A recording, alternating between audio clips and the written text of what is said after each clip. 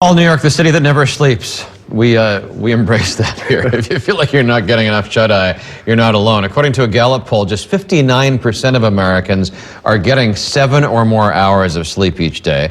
Compare that to 1942, when 84% said they got 7 hours or more.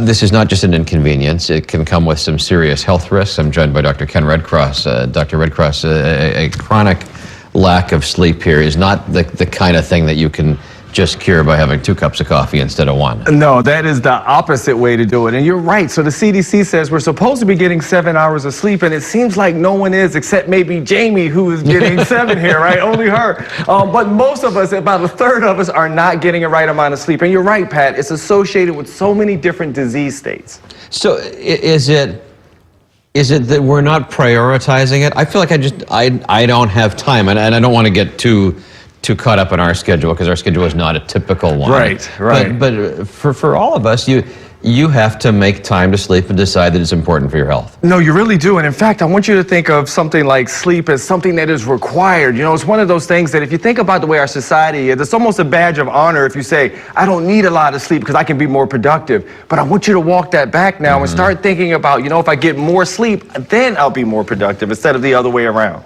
Among the things that sleep is a contributor to obesity, diabetes, depression, anxiety, cardiovascular disease, and an increased risk of Alzheimer's. Yeah, and that's a big thing that we're starting to learn about Alzheimer's. As you know, it's been obviously a big conundrum in the healthcare community is how is that a relationship? It's not necessarily directly causal, but the point is it's probably something dealing with the inflammation and some of those things that do cause disease.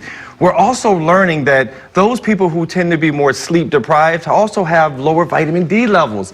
Imagine that. Here we are in New York, freezing cold. None of us are going outside. We need to think about ways to supplement our D. Oh, you gave this is a vitamin D test kit? It is from the Organic and Natural Health Association at a website called nutrientpower.org. If everybody is busy as we are in New York, you can order a test kit to check your own vitamin D and see where you lie on that scale. What are you going to do when this shows up?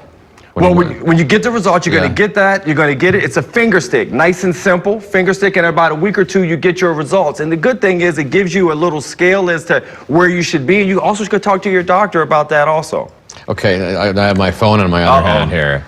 How much does this ruin my sleep? Oh my God, do we have time for another segment? All right, so look, so we're talking about social media and our telephones. That light actually keeps us up. So look, a lot of the studies say we should actually try to go to bed around 10 to 10:30. That's kind of the sweet spot. So you're right, tech is playing a huge deal, which is why you see those numbers in 1942 being a little bit different than we are now in 2019.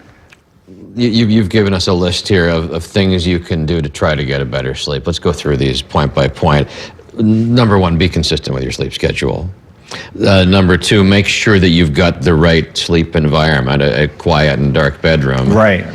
By remove electronic devices, like sleeping with it under your pillow is a bad idea?